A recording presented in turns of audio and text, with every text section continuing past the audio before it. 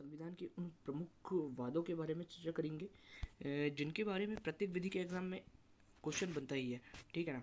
तो हम डायरेक्ट उन केसों के संबंध में क्या निर्णय दिया गया था और किस तरीके से पेपर में क्वेश्चन बनता है, उन विषयों को जानेंगे। जैसा कि कुछ लीडिंग केस जो हैं जो प्रत्येक एग्जाम में आते ही हैं, उसमें से अगर हम वादों की बात करें और संविधान के वाद की बात करें तो उन वाद में केशवानंद भारती का वाद जो है सर्वप्रथम हमें देखना ही होगा, क्योंकि ये एक ऐसा केस है जिसके तहत आज भी हमें इस संविधान की एक जो गरिमा बनी हुई है वो देखने को मिलती है। जब भी हम इस केस को पढ़ते हैं, इस केस के संबंध में हमें ऐसे ब्यूटीफुल सिद्धांत हमें समझ में आते हैं जो हमारे संविधान की रक्षा के लिए आज भी बहुत ही महत्वपूर्ण रोल अदा करते हैं। और इस केस का महत्व इस तरीके से भी लगाया जा सकता है कि विभिन्न देश जो हैं उन देशों ने भी इस केस के महत्व को समझते हुए अपने कॉन्स्टिट्यूशन में संशोधन किया है, इसे अपनाया है। तो अपने अपने रूप में उन्होंने अपनाया है, परंतु यह अपने भारत के लिए तो बहुत ही महत्वपूर्ण केस होता है। अगर इसके बारे में स्पेसिफिक चर्चा की जाए तो अलग से इसका वीडियो बनाया जाएगा, ठीक है ना। तो परंतु हम इसे इसके निचोड़ के रूप में देख लेते हैं कि इसमें क्या हुआ था। तो सबसे मेन चीज़ इसमें यह है कि इसमें निम्न सिद्धांत निकल कर आए थे, जैसे कि केशवानंद भारती केस के अंतर्गत एक आधारभूत ढांचे के विषय में बताया गया था। इस आधारभूत ढांचे को समझने के पहले हम थोड़ी ऊपर की चर्चा और कर लेते हैं। जैसे सबसे पहले यहाँ पर एक केस आपको दिख रहा है कि संविधान की प्रस्तावना का हिस्सा इसमें नहीं माना गया था, किसमें, बेरूबारी यूनियन के केस में, ठीक है। तो एक ये 1960 का केस था जिसमें क्या बोला गया था, 1960 का केस, इसमें यह हुआ था कि बेरूबारी यूनियन के केस में ये हुआ था कि संविधान जो है उसमें जो उसकी उद्देशिका है, जो उसकी प्रस्तावना है, उसमें प्रस्तावना को संविधान का एक मुख्य पार्ट नहीं बोला गया, ठीक है ना। परंतु केशवानंद भारती केस में जो उद्देशिका है उसके संबंध में उसको एक अहम पार्ट भी बोला गया था, ठीक है। एक तथ्य ये निकल के आता है इसमें। दूसरी चीज़, केशवानंद भारती केस जो है अपने प्रीएम्बल से संबंधित भी है, आर्टिकल 13 न्यायिक पुनर्विलोकन के संबंध में भी है। मतलब मैं एक अटैचमेंट बता रहा हूँ आपको कि इससे भी रिलेट रखता है वो। 368 संविधान में संशोधन की संसद की जो शक्ति है उस शक्ति के संबंध में भी है, तो इससे जुड़े हुए हैं ये। अब इसका प्रभाव कैसे है हम देखेंगे अभी। फिर उसके बाद आता है एक नेक्स्ट केस जो दिया हुआ है हमें, है ना। तो ये इंड्रू बेरीबारी यूनियन वाले केस में क्या हुआ था, इसके निर्णय को जो उल्टा था एक गोलकनाथ का केस अभी अपने को सामने देखने को मिलेगा इसमें। तो उसमें क्या हुआ था कि उनकी जो फैमिली प्रॉपर्टी रहती है उसके संबंध में वहाँ पर एक लैंड टेन्योर एक्ट उस सरकार ने पास किया था,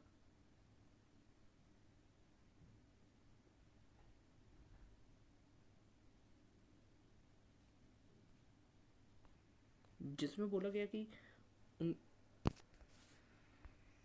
उनके पास जो 500 एकड़ भूमि है उसमें से वो कुछ हिस्सा रख सकते हैं और बाकी का हिस्सा उनके द्वारा जो लैंड टेन्योर एक्ट पास किया गया था उसके तहत वो सरकार को देना होगा। तो वहाँ पर ये चैलेंज किया गया कि ये अपने मौलिक अधिकारों का उल्लंघन हो रहा है, तो उसके संबंध में बात किया गया, ठीक है। तो वहाँ पर फिर इसके बाद इसका भी प्रभाव अगले हमें केस में देखने को मिला जो कि केशवानंद भारती है, जिसमें ये चीज़ बताई गई। इसमें इसको हम अलग से एक वीडियो में बहुत ब्रीफ में जाके अच्छे से समझेंगे, डीप में जाके। परंतु अभी हम लीडिंगता की बात कर रहे हैं, तो लीडिंग केस में क्या क्या बोला गया था उसके संबंध में बस देख रहे हैं, ठीक। और जो ये लैंड टेन्योर एक्ट था इसको शेड्यूल 9 में डाल दिया गया था, शेड्यूल 9, जिसके तहत उस समय न्यायिक पुनर्विलोकन इसका नहीं हो सकता था, इसलिए इसका किसी प्रकार से न्यायिक रिव्यू नहीं हो सकता था आर्टिकल 13 के तहत, ठीक है ना। तो यहाँ पर इसको चुनौती दी गई थी, फिर इसकी चुनौती कायम दी गई थी केशवानंद भारती केस में। तो केशवानंद भारती केस से फिर ये चीज़ डिसाइड हुई इसके संबंध में, ठीक है। तो केशवानंद भारती के हम महत्वपूर्ण जो सिद्धांत प्रतिपादित हुए थे उसके संबंध में जानते हैं। तो जैसा कि मैं बोल रहा था कि जो बेरूबारी का केस था, बेरूबारी केस में क्या बोला था, प्रस्तावना को अहम हिस्सा नहीं माना था, परंतु केशवानंद भारती केस ने यह निर्धारित किया कि उद्देश्य का संविधान का भाग है और किसी साधारण अधिनियम में उद्देशिका को उतना महत्व नहीं दिया जाता जितना कि संविधान की उद्देशिका को महत्व दिया जाता है। ठीक है, तो संविधान में जो उद्देशिका दी हुई है, जो प्रीएमेबल दी हुई है, तो वो वही स्थान रखती है जो अन्य उपबंध की उद्देशिका में रखते हैं। ठीक है, उद्देशिका में संसद के द्वारा संशोधन मूल ढांचों के अलावा किया जा सकता है। तो यहाँ पर क्या निकल के आया, मूल ढांचा। तो इसमें जो आधारभूत ढांचा है, आधारभूत ढांचे से अभिप्राय यह है कि संविधान में संशोधन जो कर सकती है संसद, तो संसद जो संशोधन कर सकती है वो कैसा कर सकती है, असीमित किंतु सीमित। अर्थात संविधान की संशोधन की जो शक्ति है वो किस तरीके से असीमित है किंतु सीमित कर दी गई है। नहीं तो क्या हुआ था, संविधान में संशोधन की सर्वोच्च शक्ति के रूप में यूज़ की जाने लगी थी। इसके तहत ये निर्धारित किया गया कि संविधान की संशोधन की सीमित शक्ति होना चाहिए, असीमित किंतु सीमित, जिसके तहत आधारभूत ढांचे का निर्माण हुआ। और आधारभूत ढांचा क्या होता है, तो आधारभूत ढांचे से संविधान के कुछ ऐसे भागों, ऐसे सिद्धांतों को इस पर रखा गया है जिसका न्यायिक पुनर्विलोकन हो सकता है। ठीक है, अगर इन आधारभूत ढांचों में किसी भी प्रकार से कोई उल्लंघन किया जाता है तो फॉर एग्जाम्पल, जैसे कि कार्यपालिका को न्यायपालिका से अलग रखने का सिद्धांत संविधान में दिया है। अगर किसी भी विधि के द्वारा इन चीज़ों का उल्लंघन होता है तो ये बेहद प्रभावशील समझा जाएगा और आधारभूत ढांचा का उल्लंघन माना जाएगा, जिससे वो विधि शून्य हो जाएगी।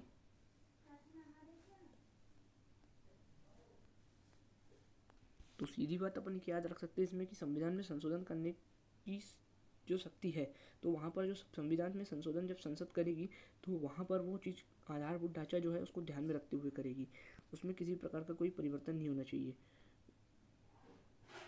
तो चलिए अब हम देखते हैं इसके अंतर्गत हमें केस के तहत किस तरीके से जो तथ्य निकल के आए थे वो दिए हुए हैं। तो सबसे पहला केस केशवानंद भारती का ही दिया हुआ है।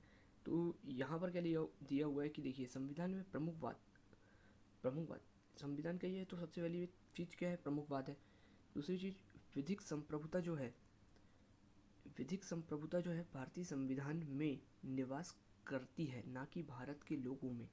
तो सबसे बड़ी क्या चीज़ बोली गई है इसमें कि सबसे अहम पार्ट किसका है, भारतीय संविधान का, और भारतीय संविधान से ही सभी चीज़ें निकल के आती हैं, वही सबसे सर्वोच्च है। ये चीज़ केशवानंद भारती में कही गई। ठीक है, पंथ निरपेक्षता भारतीय संविधान का मूलभूत लक्षण कहा गया।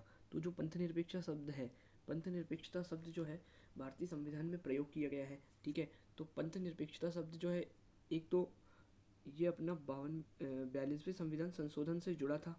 ठीक है, तो 3 शब्द जुड़े थे 42वें संविधान संशोधन से, क्या क्या, समाजवादी, पंथ निरपेक्ष और अखंडता शब्द। ठीक है, तो यहाँ पर सिर्फ किसके विषय में बताया कि SR बोम्बई बनाम भारत संघ के बाद में बोला कि पंथ निरपेक्षता को भारतीय संविधान का मूलभूत लक्षण बताया गया। ये प्रीएमेबल में यूज़ हुआ है ये वर्ड। ठीक है, फिर उसके बाद आगे बात करते हैं कि किसी वाद में प्रस्तावना को संविधान का हिस्सा नहीं माना गया, और एक है किस बात में प्रस्तावना को संविधान का अभिन्न अंग माना गया। तो किस बात में नहीं माना गया था, तो बेरूबारी यूनियन के बाद में जो है संविधान में मतलब प्रस्तावना को एक अहम हिस्सा नहीं माना गया। तो जो बेरूबारी का केस था उसमें ये बोला गया था कि संविधान जो है उसमें जो उद्देशिका दी है, अगर वो ना भी रहे तो संविधान में कुछ फ़र्क नहीं पड़ेगा।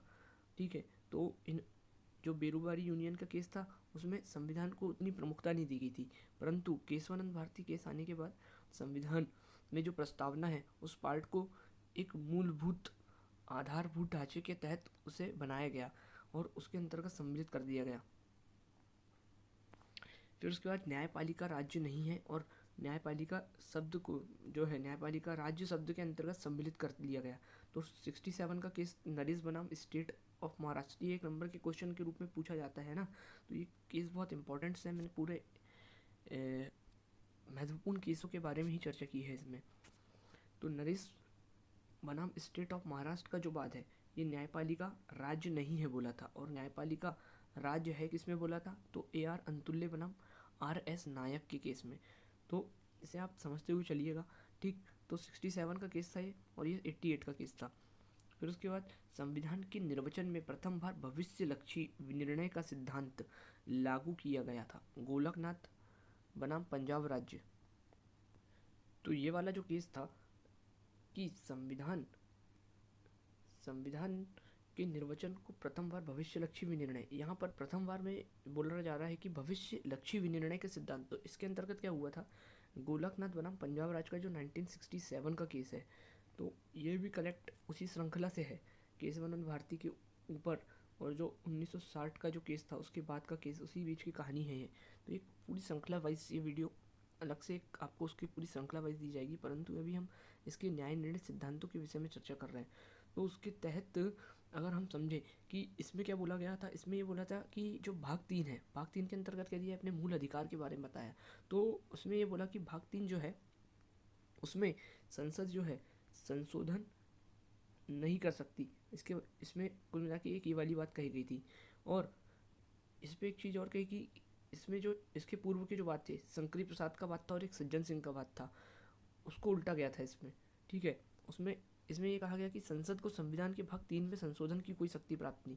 इसमें कहा कि विधि शब्द जो है, तो आपने जो देखा होगा आर्टिकल 13 के अंतर्गत, आर्टिकल 13 में जो दिया हुआ है न्यायिक पुनर्विलोकन की शक्ति, उसके अंतर्गत विधि शब्द का यूज़ हुआ है। तो उसमें विधि के अंतर्गत क्या क्या आता है, ठीक है, तो विधि के अंतर्गत क्या क्या आता है, नियम, विनियमन, है ना, अध्यादेश, आदेश, ये सब चीज़ें आती है। परंतु उसके अंतर्गत क्या नहीं आता है, तो उसके सब सेक्शन 4 में दिया हुआ है कि संविधान में संशोधन जो शब्द है, तो संविधान का जो संशोधन शब्द है, संशोधन, तो संशोधन की शक्ति को विधि के अंतर्गत नहीं रखा गया है, उसको विधि नहीं माना जाता है। ठीक है, तो ये चीज़ बोला गया। परंतु उस समय ये केस जो था उसमें ये चीज़ बताई गई थी कि विधि शब्द के अंतर्गत सभी प्रकार की विधियाँ आती है, ये ऐसा बोला कि इसमें सभी प्रकार की विधियाँ आती हैं। मतलब इसमें उस संशोधन शब्द को इंक्लूड करके बोल रहा था कि उसमें सभी प्रकार की विधि आती है। और इस प्रकार से जब सभी प्रकार की विधि आती है तो वहाँ पर विधि हो या संविधान संशोधन, ये सब क्या है, विधि है। और यदि वह मूल अधिकारों को छीनती है या न्यून करती, तो वो क्या होगी, हमेशा शून्य हुई होगी। और उसका क्या हो सकता है, न्यायिक पुनर्विलोकन हो सकता है। जब वो विधि है तो उसका न्यायिक पुनर्विलोकन भी हो सकता है आर्टिकल 13 के तहत। ठीक है, तो यहाँ पर ये चीज़ थी कि इनने संसद की शक्ति से, संसद की जो शक्ति इससे परे रखा था इस चीज़ को। ठीक है, और भविष्यलक्षी, इसका जो प्रभाव था ये भविष्यलक्षी के रूप में माना जा रहा था कि आप मूल अधिकारों के संबंध में किसी प्रकार का कोई संशोधन न करें। तो आप बहुत अच्छे से इसको समझ रहे होंगे। तो इसको समझिए कि गोलकनाथ बनाम पंजाब राज्य का ये केस था, 1967 का केस है। और इस पर ये चीज़ बोला गया कि संविधान में प्रथम बार भविष्यलक्षी विनिर्णय, मतलब उस चीज़ को, वो जो मूल अधिकार है, मूल अधिकार के पार्ट को क्या बोला था, ये भविष्यलक्षी रूप में वर्क करेंगे। फिर उसके बाद आगे आता है आच्छादन का सिद्धांत। तो इसको डॉक्ट्रिन ऑफ इक्लिप्स भी कहा जाता है। ठीक है, और ये आपको क्या है, इस 13 आर्टिकल 13A जो है, न्यायिक पुनर्विलोकन जो है, उसके अंतर्गत दो प्रकार की चीज़ बताई है। एक तो संविधान पूर्व विधियाँ और संविधान बनाने के बाद जो विधियाँ बनाई जा रही है। तो वो ऐसी विधियाँ, कोई भी संसद के द्वारा कोई भी विधि जो बनाई जाती है, वो ऐसी विधि नहीं होनी चाहिए जो अपने मूल अधिकार को हनन करे। ठीक है, तो मूल अधिकार हमारे यथावत बने रहने चाहिए अगर विधि, किसी भी प्रकार की विधि बनाई जाए।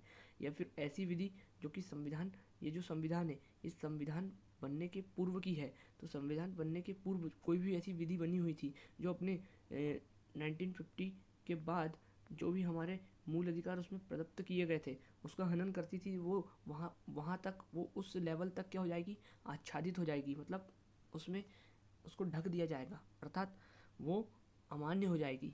क्यों हो जाएगी, क्योंकि अब हमारे मूल अधिकार आ गए हैं, अब मूल अधिकार का हनन ना हो इसलिए। तो उसको बोलते हैं प्री कॉन्स्टिट्यूशनल लॉज। तो वो सब क्या होंगे, उस मात्रा तक क्या हो जाएंगे, हट जाएंगे, वो सुसुप्त अवस्था में चले जाएंगे। परंतु यहाँ पर लिखा हुआ है भीखाजी बनाम मध्य प्रदेश का केस। ये भीखाजी बनाम मध्य प्रदेश का केस, इसमें यह था कि इसमें आच्छादन जो था हटा दिया गया था। ठीक है, और पूर्व की जो विधि थी ये सजीव हो उठी थी, क्योंकि वो अपने मूल अधिकार का हनन नहीं कर रही है, इसलिए वो क्या हुई थी, पूर्व विधि सजीव उठी थी। इसको ग्रहण का सिद्धांत भी कहते हैं। ठीक है, तो ये 13(1) का वाद है। फिर उसके बाद समान कार्य के लिए समान वेतन का सिद्धांत दैनिक वेतन के आधार पर नियोजित आकस्मिक कर्मकारों को लागू होता है। ये धीरेन्द्र चामोली बनाम उत्तर प्रदेश राज्य का मामला है। फिर उसके बाद आता है पृथक्करणीयता का सिद्धांत, रोमेश थापर बनाम मद्रास राज्य। तो रोमेश थापर बनाम मद्रास राज्य क्या है, पृथक्करणीयता के संबंध में है। और ये जो पृथक्करणीयता का सिद्धांत है ये भी क्या संबंधित है अपना आर्टिकल 13 से। ये जो है आर्टिकल 13 से ही संबंधित इसलिए क्योंकि यहाँ पर बोल रहा है ना पृथक्करणीयता।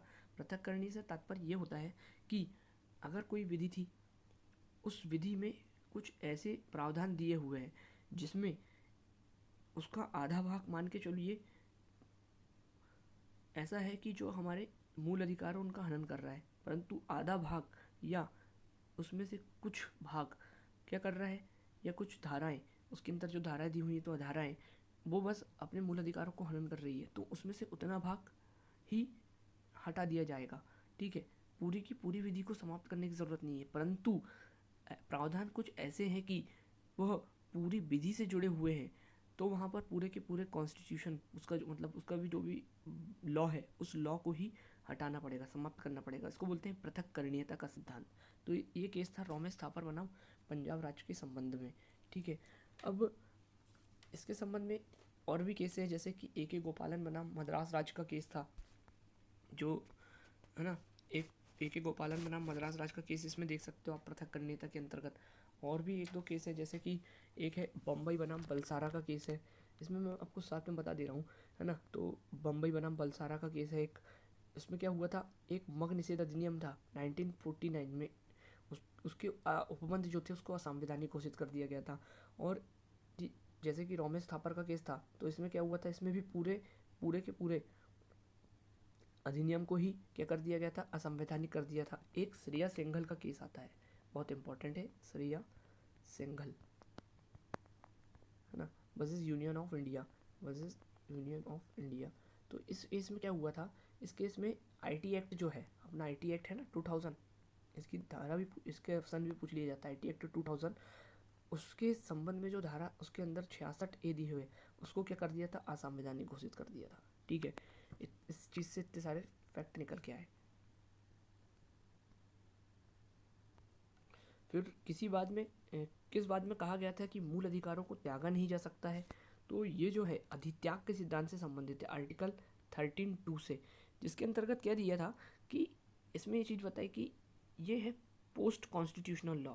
ठीक है, अर्थात अधित्याग का सिद्धांत या डॉक्ट्रिन ऑफ वेबर भी इसको कहते हैं। इसके अंतर्गत क्या है कि कोई भी व्यक्ति अब स्वेच्छा से क्या है, अपने मूल अधिकार जो उसको संविधान के तहत दिए हुए हैं 1950 के बाद हमें को मिल गए, तो वहाँ पर क्या है, उसको कोई व्यक्ति त्याग नहीं सकता। ठीक है, तो ये इसमें बहुत सारे केस हैं, क्या कौन कौन से केस हैं, एक है ओल्गा टेलिस बनाम बॉम्बे यूनियन म्यूनसिपल कॉर्पोरेशन विशेषर नाथ बनाम आयकर आयुक्त और बहराम खुर्शीद बनाम बॉम्बे राज्य। ठीक है, तो ये 1955 का केस है। इसमें क्या हुआ था, इसमें यही इन सब केसों में यही बताया कि कोई भी व्यक्ति अपने मूल अधिकार जो उसको प्रदत्त किए गए हैं वो उनको त्याग नहीं सकता है, और राज्य भी कोई ऐसी विधि नहीं बनाएगा जो नागरिकों के मूल अधिकार को छीनती है। ठीक है, तो ये बहुत इंपॉर्टेंट केस है, बहुत बार बार पूछा जाता है कि ओल्गा टेलिस बनाम बॉम्बे म्यूनसिपल कॉर्पोरेशन विशेषर नाथ और बहराम खुर्शीद, तो इन सब के केस कैसे संबंधित, तो आर्टिकल 13(2) से संबंधित है। दूसरी चीज़, इसको 13(2) को क्या बोला जाता है, तो पोस्ट कॉन्स्टिट्यूशनल लॉ बोला जाता है, और अधित्याग का सिद्धांत के नाम से इसको जाना जाता है, मतलब संविधान पश्चात विधि। फिर उसके बाद समता और स्वेच्छारिता एक दूसरे के कट्टर शत्रु हैं। ये ईपी रोयप्पा बनाम तमिलनाडु राज्य 1974 में कहा गया था, क्या कि समता और स्वेच्छारिता एक दूसरे के कट्टर शत्रु हैं। फिर उसके बाद ये 2 से अधिक संतान वाले पंच सरपंच का पद धारण करने के लिए अयोग्य होंगे। ऐसी विधि आर्टिकल 14 जो दी हुई है, विधि के समक्ष समता और विधि के समान संरक्षण का उल्लंघन नहीं करती है। तो जावेद बनाम हरियाणा राज्य के अंतर्गत यह कहा गया है, जावेद बनाम हरियाणा राज्य के अंतर्गत क्या कहा था, ये कहा गया था। ठीक है, फिर उसके बाद किसी वाद के निर्णय, तो किस वाद के निर्णय के बाद सामाजिक और शैक्षणिक दृष्टि से पिछड़े वर्गों के लिए विशेष प्रावधान जो है 15(4) में जोड़े गए थे। ठीक है, तो जो 15(4) जो दिया हुआ है अपना, ठीक है, उसके अंतर्गत मद्रास बनाम चंपाकन दोई राजन का जो केस है, इसके तहत क्या हुआ था, इसके तहत क्या हुआ था कि सामाजिक और शैक्षणिक दृष्टि से जो है ST/SC वर्ग जो है हमारा, उस ST/SC वर्ग के संबंध में क्या हुआ था, विशेष प्रावधान, उनके पिछड़े वर्गों के संबंध में विशेष प्रावधान जोड़ दिए गए थे। तो ये 15(4) से संबंधित है। फिर उसके बाद आता है आरक्षण की अधिकतम सीमा 50% से अधिक नहीं हो सकती, तो ये भी बहुत इंपॉर्टेंट केस हो जाता है, इंदिरा साहनी बनाम भारत संघ का केस है। ठीक है, जैसा कि अभी आप इसको और भी याद रखना चाहिए हमें कि अभी केस चेवरोलू करके केस है, चेवरोलू, ठीक है। तो चेवरोलू का केस है। चेवरोलू का केस में क्या हुआ है, ये आंध्र प्रदेश का केस। वहाँ पर क्या हुआ था, वहाँ पर ST/SC क्षेत्र में, अनुसूचित क्षेत्र में, वहाँ पर उनकी अनुसूचित शिक्षकों वर्ग के लिए 100% आरक्षण दे दिया गया था, जिसको कि सुप्रीम कोर्ट ने, वहाँ हाई कोर्ट के द्वारा उस प्रावधान को सही कहा गया था, तो सुप्रीम कोर्ट ने उसे इस केस का उल्लंघन मानते हुए उसे असंवैधानिक घोषित कर दिया। ठीक है, तो इस केस को भी याद रखिए, 2020 का चेवरोलू का केस है। ठीक है, चेवरोलू का केस है, याद रखिएगा। फिर उसके बाद आता है, किस बाद में सुप्रीम कोर्ट ने केंद्रीय शैक्षणिक संस्थान आरक्षण पिछड़े वर्गों को 27% आरक्षण, मतलब पिछड़े वर्ग को 27% जो आरक्षण मिला हुआ है, किस केस से मिला था, तो अशोक ठाकुर बनाम भारत संघ के केस से।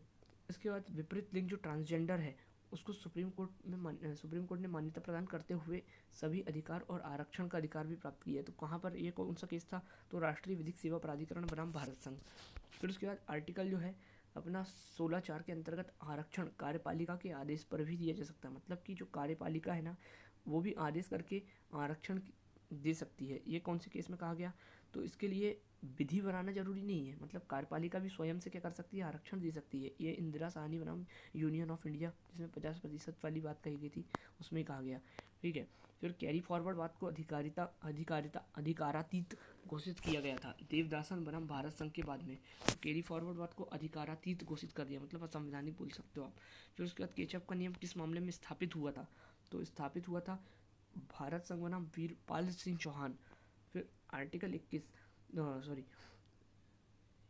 क्या है, किस बात में ये कहा गया कि कोई भी अनारक्षित वर्ग व्यक्ति आरक्षित वर्ग में दत्तक ग्रहण, विवाह, धर्म परिवर्तन या किसी अन्य स्वैच्छिक कार्य द्वारा प्रवेश पाने पर संविधान के 15(4) और 16(4) के अंतर्गत लाभ नहीं उठा सकता। मतलब आप उसमें कैटेगरी परिवर्तित कर रहे हो आपकी, तो आप जो हमें 15(4) और 16(4) के तहत लाभ मिला हुआ है उसका लाभ नहीं ले सकते। तो ये बलसम्मा ऑल बनाम कोचिन विश्वविद्यालय के बाद में बोला। क्रीमी लेयर का सिद्धांत जो कि किसी जाति को कि खुशहाल वर्ग के आरक्षण की परिधि से बाहर रखता है, किस बाद में बोला गया था, तो इंदिरा साहनी बनाम भारत संघ का वाद, उसमें ही बोला गया था। ये 16(4) से संबंधित वाद है अपना ना, 16(4)A से संबंधित वाद है। फिर उसके बाद आता है राज्य को अपने कर्मचारी से के मनमाने कार्य के लिए व्यथित व्यक्ति को प्रतिकर देना होगा, लखनऊ डेवलपमेंट अथॉरिटी बनाम A.K. गुप्ता का वाद। तो क्या है इसमें कि राज्य को अपने कर्मचारी के मनमाने कार्य के व्यथित के लिए, मतलब जो भी कर्मचारी लोग हैं उनके द्वारा कोई भी ऐसा कार्य कर दिया जाता है तो वहाँ पर उस प्रतिकर की मांग की जा सकती है, ये बोला गया। फिर उसके बाद आता है पिछड़ापन के विनिश्चय में जाति सुसंगत होती है। तो जाति का मेन रोल रहता है काय में, पिछड़ापन के विनिश्चय करने में कि ये पिछड़ा वर्ग है या नहीं है। इसको आरक्षण का प्रमुख आधार बनाया जा सकता है, आरक्षण का प्रमुख आधार बनाया जा सकता है। इंदिरा साहनी बनाम भारत संघ। तो आप देख रहे होंगे कि जितने भी आरक्षण से संबंधित महत्वपूर्ण श्रृंखलागत बाद समझ में आ रहा है वो इंदिरा साहनी में ही बहुत सी चीज़ डिसाइड हुई है। ठीक है, तो मंडलवाद के नाम से भी इसको जाना जाता है। फिर उसके बाद तीव्र गति से विचारण एक मूल अधिकार है जो कि संविधान के आर्टिकल फास्ट प्रोसीडिंग जो है आर्टिकल 21 में जो है प्राण और दैहिक स्वतंत्रता का अधिकार दिया है। तो सबसे ज़्यादा केस प्राण और दैहिक स्वतंत्रता के संबंध में भी हमें प्रतिपादित किए गए हैं। तो ये जो है हुस्न आरा, तो हुस्न आरा का जो केस है, हुस्न आरा खातून बनाम गृह सचिव राज्य, इसमें ये बोला था कि जो फास्ट प्रोसीडिंग है ना वो भी एक हमारा मूल अधिकार के रूप में आर्टिकल 21 के अंदर निहित की गई है। फिर आता है ऋषिकेश नगर पालिका क्षेत्र के अंतर्गत अंडे बेचने पर प्रतिबंध लगाया गया, निषेध संविधान के अनुच्छेद 19(1)(g) का उल्लंघन नहीं है, मतलब कारोबार करने की जो स्वतंत्रता हमको 19(1)(g) के तहत मिली हुई है तो उस चीज़ का उल्लंघन नहीं है। ये किसने बताया था, ओम प्रकाश बनाम उत्तर प्रदेश राज्य में बोला कि ऋषिकेश जो है मंदिर वाली क्षेत्र है, वहाँ पर अंडा बेचना कोई निषेध उसमें मना किया जा रहा है, तो वो हमारा 19(1)(g) का उल्लंघन नहीं, वो सही बात है तो उनने उसलिए रोका। परंतु यहाँ इसमें ये चीज़ बताई गई कि है ना, तो ये कौन से केस में बताया गया था, तो ओम प्रकाश बनाम उत्तर प्रदेश। फिर उसके बाद हड़ताल करने का अधिकार ना तो मूल अधिकार है, ना ही कानूनी अधिकार, ना ही विधिक अधिकार। तो कोई भी व्यक्ति अगर हड़ताल करता है तो वो हड़ताल करने का वो उसको ये नहीं बोल सकते कि वो आपका मूल अधिकार है या कानूनी अधिकार है या विधिक अधिकार। ये टी के रंगराजन बनाम तमिलनाडु राज्य में डिसाइड हुआ था। फिर ये भी बहुत इंपॉर्टेंट केस है कि राष्ट्रीय ध्वज को आदर और गरिमा के साथ फहराने का प्रत्येक नागरिक संविधान के अनुच्छेद 19(1)(a) के अंतर्गत मूल अधिकार है। किस मामले में कहा? तो भारत संघ बनाम नवीन जिंदल के केस में कहा गया था। फिर उसके बाद आता है अधिवक्ता जो लोग हड़ताल करते हैं, अधिवक्ता लोग अवैध और अनैतिक है। ये लिली थॉमस बनाम भारत संघ के बाद में बोला गया कि जो अधिवक्ता लोग हड़ताल करते हैं वो जो है अवैध और अनैतिक है, लिली थॉमस बनाम भारत संघ। उसके बाद आता है शिक्षा के अधिकार को जीवन के अधिकार के अंतर्गत। तो जो शिक्षा का अधिकार है, शिक्षा का अधिकार जीवन के अधिकार के अंतर्गत आता है। तो ये शिक्षा का अधिकार हमें कहाँ पर प्रदत्त किया गया है? 21(a) के तहत दिया हुआ है। 21(a) में 21(a) में अलग से शिक्षा के अधिकार को जोड़ा गया। ठीक है, तो पहले इसको डिसाइड किया गया था। ठीक है, तो मोहनी जैन बनाम कर्नाटक राज्य के मामले में इसको डिसाइड किया। उसके बाद ये जो था सिर्फ 6 वर्ष के बच्चों तक के लिए था। इसके बाद एक उन्नी कृष्णन का वाद आया। उन्नी कृष्णन के बाद में ये बोला कि 6 से 14 वर्ष तक के सभी बालकों के लिए निःशुल्क शिक्षा, मतलब निःशुल्क शिक्षा अनिवार्य उपबंध किया जाना चाहिए। उन्नी कृष्णन का इसके बाद एक केस है, उसको भी अपने को याद रखना है। यह भी हाल ही में PSC के एग्जाम में भी पूछा गया था। फिर उसके बाद आता है जीवन के अधिकार में मृत्यु के अधिकार भी सम्मिलित है। ये पी रथिराम बनाम भारत संघ, प्री रथिराम। ठीक है, फिर एक आता है केस जीवन के अधिकार में, मतलब प्राण का अधिकार मृत्यु के अधिकार को सम्मिलित नहीं करता, दोनों चीज़ याद रखना है। तो किस केस में ये डिसाइड किया गया कि जीने के अधिकार में मरने का अधिकार शामिल है, और किस में बताया गया कि शामिल नहीं है। तो किस में बताया गया था? तो पी रथिराम बनाम भारत संघ में बताया गया था कि जीवन जीने के अधिकार में मृत्यु का अधिकार शामिल है, और किस में बताया था कि नहीं है? तो ज्ञान कौर बनाम पंजाब राज्य। बहुत ही ज़्यादा इंपॉर्टेंट केस है ये, बहुत ज़्यादा। ठीक है, ये तो आता ही है, बहुत बार आता है। फिर उसके बाद आता है शिक्षा पाने का अधिकार मूल अधिकार है। तो ये भी एक मूल अधिकार के रूप में अगर पूछे तो मोहनी जैन बनाम कर्नाटक राज्य का वाद है, इसमें बोला गया। फिर उसके बाद आता है विदेश की यात्रा। ये जो विदेशी यात्रा, अब यहाँ से बहुत से अपने को 21 से संबंधित प्राण और दैहिक स्वतंत्रता के संबंध में मिलेंगे। इसमें आएगा, देखिए, विदेश की यात्रा जो होती है, तो विदेश में यात्रा का अधिकार जो है मेनका गांधी का वाद है, बहुत इंपॉर्टेंट है ये भी। कि यहाँ जो मेनका गांधी का जो केस है, इसमें ये चीज़ बोला था कि कोई भी व्यक्ति को उसके मूल अधिकारों से अगर, कि ये सिर्फ दैहिक स्वतंत्रता तक सीमित नहीं है, इसमें बोला कि बहुत ही ज़्यादा व्यापक है। ठीक है, तो किसी व्यक्ति को वंचित किस तरीके से किया जा सकता है? उचित और न्यायपूर्ण और युक्तियुक्त विधि के अनुसार ही उसको वंचित किया जा सकता है उनके अधिकारों से। ठीक है, तो यहाँ पर समझने वाली बात यह है कि न्यायालय ने क्या निर्धारित किया था इसमें? तो न्यायालय ने क्या निर्धारित किया था इस पे कि भौतिक अस्तित्व तक सीमित नहीं है, केवल इसमें गरिमा को बनाए रखते हुए जीने का अधिकार नहीं है। दैहिक स्वतंत्रता शब्दावली बहुत ही ज़्यादा व्यापक है, और इसके अंतर्गत ऐसे बहुत से अधिकार शामिल है जिसमें व्यक्तिगत स्वतंत्रता का सृजन होता है। और आप इसके लिए सिर्फ एक लाइन याद रखिएगा कि विधि से तात्पर्य यहाँ विधायिका द्वारा पारित विधि से नहीं, वरन नैसर्गिक न्याय के संबंध में बोला गया। ठीक है, तो किसी भी व्यक्ति को उसके अधिकार से वंचित विधि की सम्यक रूप से जो प्रक्रिया है उसके अनुसार ही किया जा सकता है, अन्यथा नहीं। ठीक है, फिर उसके बाद बंदी का अधिकार। तो बंदी का अधिकार, सुनील बत्रा का वाद जो है उसमें बंदी लोग जो होते हैं उनके अधिकार के बारे में बताया गया। फिर उसके बाद आता है अपना मृत्युदंड बेचन सिंह का वाद है। मृत्युदंड के संबंध में बेचन सिंह का वाद है। सरकार का दायित्व, भीम सिंह का वाद। लोक स्थल पर धूम्रपान, ये भी बहुत ही ज़्यादा इंपॉर्टेंट केस है कि लोक स्थल जो होता है, जैसे कि न्यायालय परिसर हो गया, उसमें कोई व्यक्ति धूम्रपान करता है तो वो भी एक प्राण और दैहिक स्वतंत्रता के मूल अधिकार का उल्लंघन माना गया। तो किसमें माना गया? मुरली देवड़ा बनाम भारत संघ का वाद जो है उसके अंतर्गत इसे असंवैधानिक, या मतलब कि वो उल्लंघन वाला माना गया। कौन सी धारा का कौन से आर्टिकल का उल्लंघन माना गया? आर्टिकल 21, प्राण और दैहिक स्वतंत्रता का। फिर उसके बाद आता है कि भारतीय दंड संहिता की धारा 309 संविधान के आर्टिकल 21 का उल्लंघन नहीं करती है। तो ये श्रीमती ज्ञान कौर बनाम पंजाब राज्य के केस में बोला गया कि जो 309 है, 309 जो है भारतीय दंड संहिता की, वो आर्टिकल 21 का उल्लंघन नहीं करती है। तो दोस्तों, नेक्स्ट वीडियो में हम बाकी के बचे हुए जितने भी वाद हैं उनको डिस्कस करेंगे। तब तक के लिए आप हमसे जुड़े रहें, बने रहें। धन्यवाद।